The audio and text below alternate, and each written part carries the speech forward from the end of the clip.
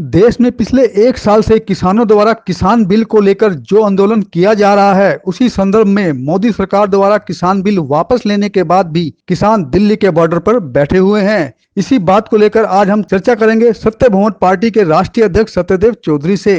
तो साहब, अभी आप किसानों से मिलकर आए हो और अभी मोदी सरकार ने जी जो 3 बिल वापस लिए हैं, उसके बावजूद भी जो सिचुएशन पहले थी वही बनी हुई है। तो किसानों के साथ होके आए हो, बातचीत करके आए हो, कैसी बातचीत रही, क्या कहते हैं किसान अभी?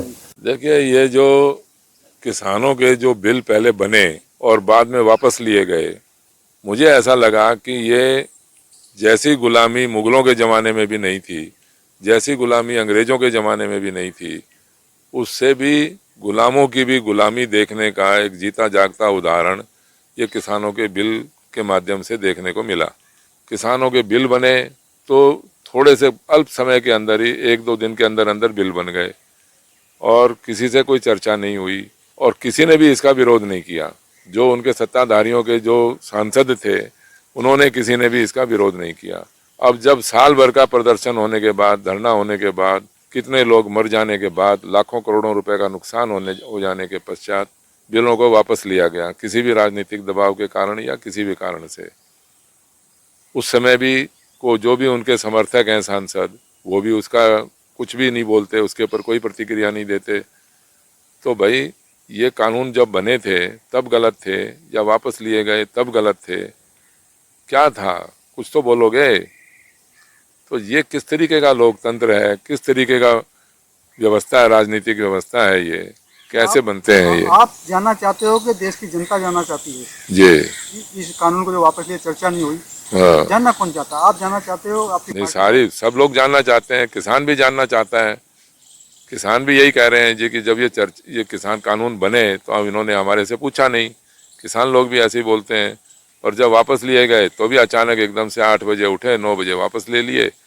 अब किससे चर्चा हुई, किससे चर्चा नहीं हुई, हमारे को तो ये इस प्रकार की कोई जानकारी नहीं है। जो आम लोग बात करते हैं वो यही कहते हैं जी कि अचानक बने और अचानक खत्म समाप्त कर दिए गए। सरकार को पता क्या दिक्कत है? बिजली ठेके पे, पानी ठेके पे, एयरपोर्ट ठेके पे, ठीक है, ट्रेन ठेके पे, सिर्फ खेती सेक्टर बचा है, वो भी सिर्फ 2 स्टेट में। अब ये चाहते हैं उसको भी ठेके पे दे दें और हम आराम से सो जाएं।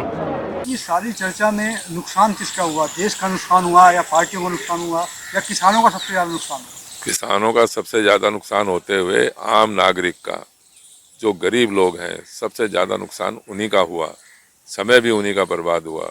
कहीं भी आवागमन के साधन, आने जाने की रुकावटें रास्तों के अंदर हुई, जो आज तक भी चल रही हैं, आम आदमी का ही हुआ। सरकारों का क्या बिगड़ता है? जब सरकारों को कानून बनाने की परवाह नहीं, गलत कानून बना दिए, फिर उन कानूनों को वापस ले लिए। सरकारों को क्या परवाह है? अगर सरकार थोड़ी सी भी संवेदनशील होती तो ऐसे ना कानून बनते, ना इतना समय बर्बाद करने की आवश्यकता थी। किसान अभी भी कह रहे हैं कि भाई MSP लागू हो और जो 750 आदमी किसान लोग मरे हैं इसके अंदर, वो जो मुकदमेबाजी है वो भी वापस लो।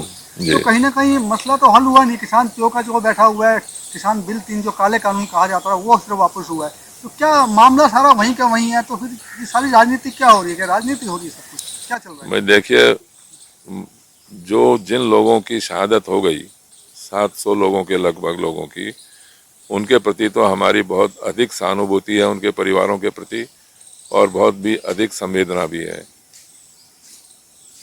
लेकिन जब आपने कानून बनाया और कानून वापस ले लिए, जो किसानों से संबंधित जो मुकदमे हैं वो तो निश्चित रूप से वापस हो जाने चाहिए। तो वो तो हैं तो किसानों से संबंधित ही मुकदमे ना।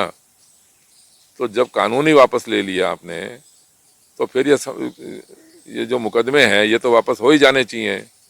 मुकदमे क्यों रखे हुए हैं? मुकदमे बिल्कुल वापस हो जाने चाहिए। तो 750 किसान जो मर गए, क्या उनको मुआवजा मिलना चाहिए? देखिए, ये भी एक ऐसी, पता नहीं इन्होंने तो एक जटिल प्रक्रिया बना रखी है। अगर ये कानून ना बनते और बनने के बाद में ना ये इस तरीके के ये प्रदर्शन हो रहे थे, उसी समय इनको वापस कर दिया जाता, इनको ठीक से बातचीत कर ली जाती, तो शायद इन लोगों की मौत को तो रोका जा सकता है। और अकारण ही अगर किसी की मृत्यु हुई है तो निश्चित रूप से उनको कुछ ना कुछ तो उसका मुआवजा या उसको स्थापित करने की, कोई जो छोटे छोटे बच्चे रह गए, उन्होंने क्या किए? उनका क्या दोष है? जो विस्थापित हो गए उनका तो कोई ना कोई उसका व्यवस्था होनी चाहिए। हमारी जो कार्य प्रणाली है, कानून की अगर बात की जाए, तो लोग धरना प्रदर्शन करते हैं अपनी बात कहने के लिए। 6 महीने, साल, 2 साल, 20-20 साल के लोग बैठे हैं जंतर मंतर पे, सुनवाई नहीं होती। कारण क्या है? कानून में कमी है, संविधान में ये भी कमी है कहाँ? ये भी हमारा दुर्भाग्य है कि आज़ाद भारत के अंदर हम जिस राजनीतिक व्यवस्था को वोट देते हैं और हम जिस राजनीतिक व्यवस्था को बनाते हैं, उसी के सामने अपनी बात रखने के लिए हमें इतने इतने देर तक अनशन और प्रदर्शन और धरना और ये पुलिस वालों के सामने विज्ञापन दो, ऐसे करो, ये सब करना पड़ता है। ऐसा नहीं होना चाहिए। एक अच्छी राजनीतिक व्यवस्था में जहाँ एक सच्चा प्रजातंत्र है, सच्चा बहुमत है, वहाँ पर इस तरीके की व्यवस्था हो के हमें समय बर्बाद नहीं करना चाहिए। एक आदमी जो जरा सी कोई उसके तकलीफ है या कोई भी बात का उसको कोई शिकायत है, तो उसको एड्रेस करने के लिए कुछ ना कुछ तो होना चाहिए ना व्यवस्था। जब यहाँ इतने पूरे भारत के इतने 60% लोग किसानी का काम करते हैं और वो सारे का सारे लाखों करोड़ों रुपए खर्च करके सालों सालों तक उसकी प्रदर्शन में लगे हुए हैं, धरने में लगे हुए हैं, ये क्या राजनीतिक व्यवस्था है? इसका मतलब यही है कि आपको किसी भी गरीब आदमी की परवाह है ही नहीं, किसी मजदूर की, किसी किसान की परवाह है ही नहीं। जब इतने करोड़ों लोगों की बात नहीं सुनते तो आप एक आदमी की बात क्या सुनोगे? तो आज अगर लोकसभा या राज्यसभा की बात की जाए, तो वहाँ जो कानून पास होते हैं, तो सबकी सहमति नहीं होती। जब भी कानून बनता है कि सहमति से ही कानून बनाया जाता है, या किसी एक आदमी की सहमति? देखिए, एक तो बात होती है कानूनी, लीगल, और एक बात होती है लोकतांत्रिक, डेमोक्रेटिक। तो डेमोक्रेटिक लोकतांत्रिक बनाने के लिए आप हर चीज़ लिख नहीं सकते, हर चीज़ का कानून नहीं बना सकता। ये तो आपकी एक सोचने की शक्ति, एक दिमाग का सोचने का ढंग है कि ये चीज़ ठीक है या नहीं है। कानूनी रूप से तो आपने उसको ठीक बना दिया जी, हमने तो संसद में पेश किया, संसद में ऐसे कर दिया, चाहे वो 4 मिनट 5 मिनट में ही कर दिया आपने। कानूनी रूप से तो आपने ठीक कर दिया, और कानूनी रूप से आपने वापस लिया, वो भी ठीक कर दिया। लेकिन ना तो पहले लोकतांत्रिक था, ना बाद में वापस लिया, वो लोकतांत्रिक है। लोकतांत्रिक तो नहीं हुआ ना भाई। दोनों में से कहीं ना कहीं तो गलती थी। पहले ही गलत था तो बनाया ही क्यों? और बाद में अगर आपने गलती को सुधारने की कोशिश करी तो इतना समय क्यों लगा? और अगर सुधारने की आपने प्रयास किया भी, तो आप कम से कम संसद के अंदर कुछ तो चर्चा करते भी कहाँ गलती रह गई, हमें पता तो लगता कम से कम, तो हम भविष्य के अंदर गलती नहीं करते। तो आपको नहीं लगता है अगर ये जो कानून बनाया गया था, एमएसपी वाला 3 कानून, अगर 50 किसान के संगठनों को बुला के ये कानून बनाया जाता तो ज़्यादा सफल हो पाता और सही कानून निकल के सही बात हो? देखिए, मैं व्यक्तिगत बात करके और ऐसे कानूनी दाव पेच के अंदर मैं नहीं पढ़ना चाहता, क्योंकि मैं इस तरीके का विशेषज्ञ मैं नहीं हूँ। लेकिन ये बात अवश्य है कि ये कहीं ना कहीं भेदभाव और पक्षपात भरे हुए कानून थे, जिसकी वजह से इतने करोड़ों करोड़ों लोगों, किसानों को सड़कों पर आना पड़ा, और आज तक भी वो समस्या तो उलझी हुई है। अब एक कोई भी किसान, आप ये बताइए कि जो एमएसपी की जो बात है, किसान घाटे में काम क्यों करेगा? किसान को तो आपने एक ऐसा बंधुआ मजदूर बना रखा है कि काम भी वही करेगा और इतने घाटे में वो अपनी फसल को बेचेगा। थोड़े थोड़े से ऋण के लिए आप 1,50,000 रुपये के ऋण के लिए उसको आत्महत्या करनी पड़ती है। ऐसा क्यों है? जो कॉरपोरेट घरानों के जो लोग हैं, वो तो लाखों करोड़ रुपए पता नहीं कितने कर देते हैं, तो उसको तो आप दोबारा से उसको समझौता करके माफ़ कर देते हो, लेकिन किसान का 50,000 रुपये भी माफ़ नहीं करते। ऐसा क्यों है? जो साहब, आप सबसे बहुत पार्टी के राष्ट्रीय अध्यक्ष हो, जी अगर आपकी कभी भविष्य में सरकार आती है, जी तो इस प्रकार की जो समस्याएं देश में सालों से चल रही हैं, 70 साल से चल रही हैं, जी तो क्या उन समस्याओं से देश के लोगों को छुटकारा मिल पाएगा? ऐसा कुछ 100% से भी अधिक आप जो बात कर रहे हैं, समस्याएं ना ऐसी पैदा होंगी, ना समस्याएं बनेंगी। और हमारे देश के अंदर 3 तरह से आप इतनी ये अर्थव्यवस्था को समृद्ध बना सकते हैं, जिसमें मुख्य भाग होगा किसानों का, मजदूरों का और आम गरीब लोगों का। एक तो है खेती, जिसको हम एग्रीकल्चर बोलते हैं। दूसरा है टेक्सटाइल, एक वस्त्र उद्योग के हिसाब से हमारे देश के अंदर बहुत अच्छा काम किया जा सकता है। और तीसरा है पर्यटन, टूरिज़्म। इन तीनों चीज़ों के अंदर हमें आयात एक पैसे का भी करना नहीं पड़ेगा, और कितना भारी मात्रा के अंदर हम इसमें एक्सपोर्ट कर सकते हैं वो भी आप देखना। तो एग्रीकल्चर, टेक्सटाइल और टूरिज़्म, हर हाथ को काम मिलेगा, हर पेट को अच्छा अनाज रोटी मिलेगी, खाने को मिलेगा और कोई भी बेरोजगार नहीं रहेगा।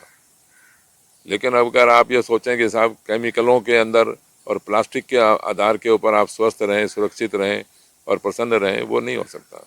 अब भी आपको समझ नहीं आया तो हम इस नाटक के माध्यम से आपको समझाने की कोशिश करते हैं।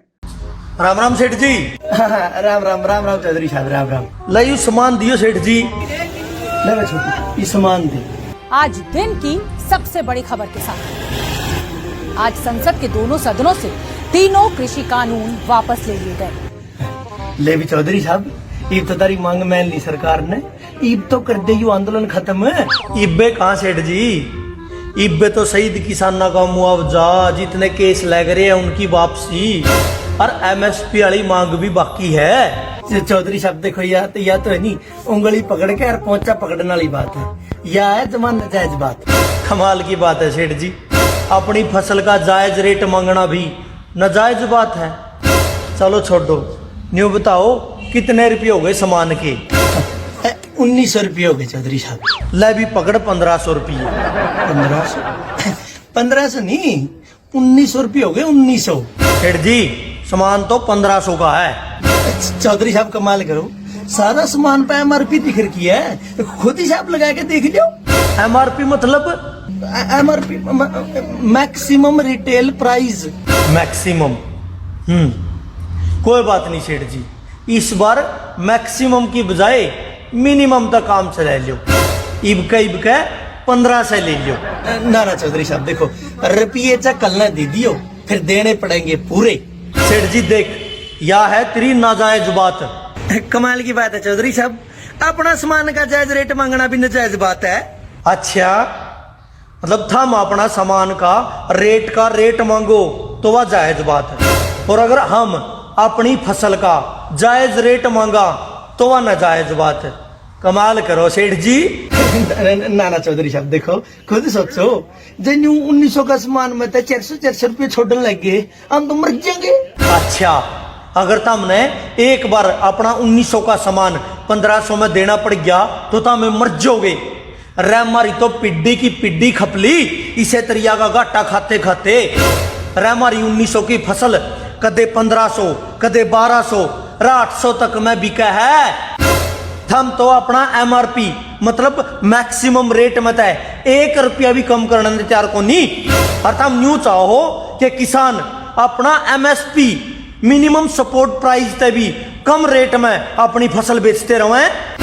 मरे बटे, सारा दिन एसी में बैठ के टेलीविजन देख देख के अरे कुर्सी का ऊपर पाछा गर्म कर दे दे जाएंगे किसान ने गैल। अरे तुमने न्यू को नहीं दिखता, वो किसान दिन रात खेता में मेहनत करके किते पौका पाला जेठ की शिखर दोपहरी में सांप पर बिछुआ गला लड़का है जद जाएगा 2 दाने उगावा है। अरे तुम में हो जो से 20 रुपया का सामान पे 30 रुपये की पर्ची लेके अपना, ये तो जायज रेट है। अगर हमें अपना सामान का, अपनी फसल का उचित रेट मांगा तो तारे बरनी के दर्द उठे।